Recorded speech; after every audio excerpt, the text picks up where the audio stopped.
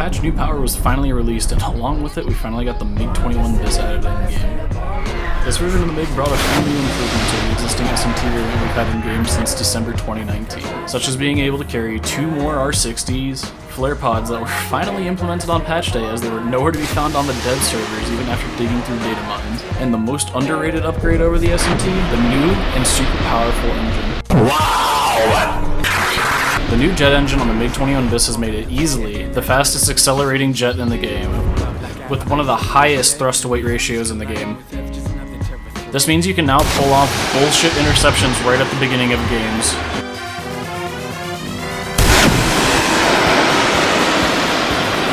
Okay, this does not look good here, However, this doesn't mean you can play the MiG-21 like a shithead. The F-4 Phantoms can still carry more missiles. The Seeker Head on AIM-9Js are harder to confuse. You can't fly at high altitudes or you get picked off by Fox 1s and Sparrows. And the M61 Vulcan is still hands down a better gun than the 23mm, which means you pick up on more of a hit-and-run tactics, sort of, whereas in you swoop in from the side or flank at the beginning of the match and come in from people's behinds where they're not expecting you and try and fire off as many R60s as you can, all while being extremely, extremely fast and using your thrust-to-weight ratio to engage into quick dogfights, pick off, Phantoms, F-104s, and getting out of there as fast as possible.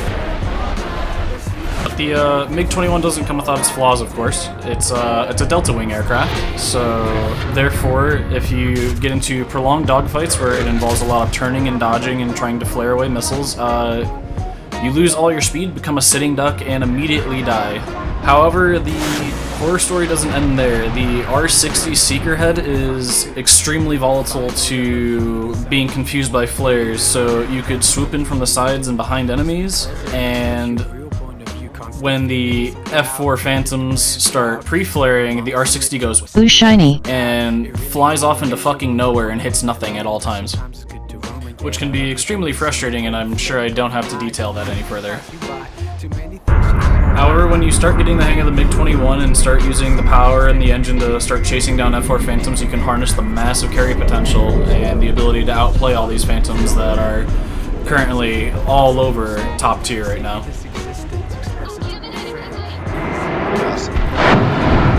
I like the veggie.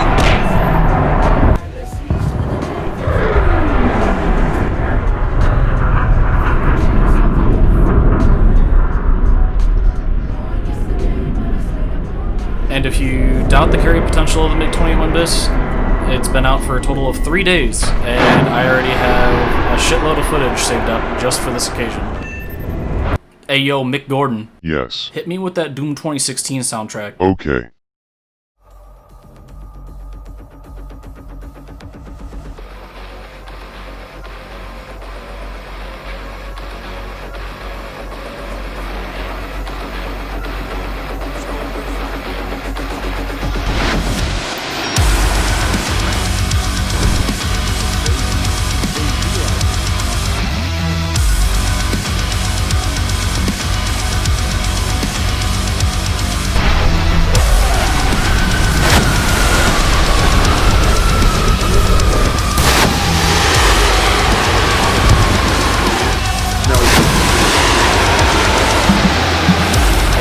Yeah, no, it was...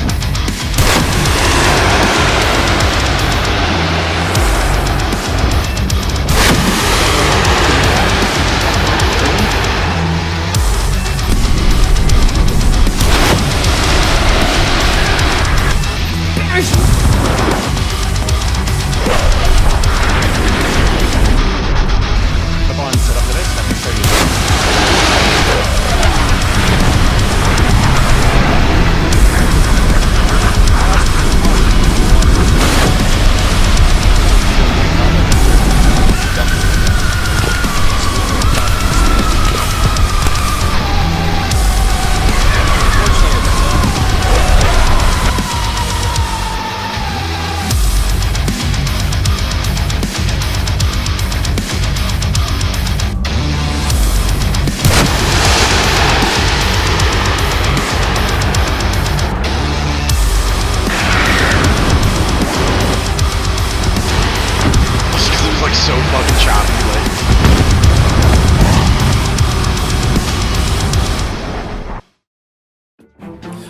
if you've made it this far, I still have a bunch of footage to get rid of, so I'm going to try and show as much as I can from now.